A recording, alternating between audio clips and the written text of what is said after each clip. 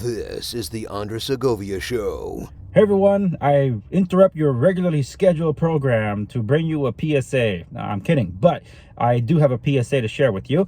The regularly scheduled episode that was scheduled for today actually debuted a few days earlier because I had to give you updates and a call to action with respects to the California legislator and what they're trying to do and quite literally turning California into a fascist state, if it wasn't that already.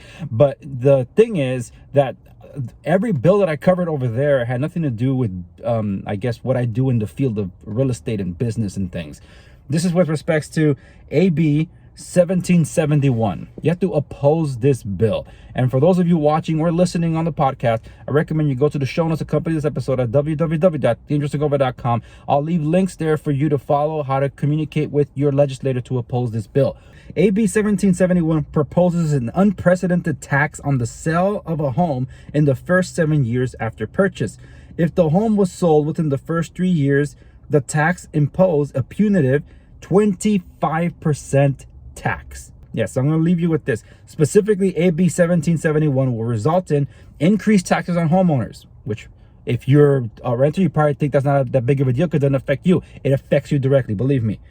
2, higher prices due to a reduced supply of homes as investors hold on to properties and homeowners are trapped in their homes. Exactly. We already have a housing shortage, which contributes to the housing affordability crisis here in the state of California. And the solution of the state, and what has been, even for real estate associations here, has been, build more apartments. Apartments are not the solution, especially when you're building luxury apartments and charging 2 or 3 times that of the usual rental you can find in rent-controlled places.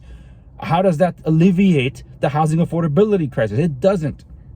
Last, limited wealth building opportunities for California's new and more diverse population of homeowners. So go to the show notes so you can find links on how you can communicate with your legislator, who represents you in the first place, because you probably don't know that, and then be able to communicate with them so you can express your opposition to AB 1771 and everything else I laid out before in the previous episode, or the official episode. But anyway, make sure you follow me across the socials because there's a lot of crazy things going on in Sacramento and I can't keep up with it, but I can definitely recommend other accounts that are watchdogs on all this that can definitely keep you up to date. Thank you so much for tuning in to this PSA. I'm Andres. I'll see you on the next one.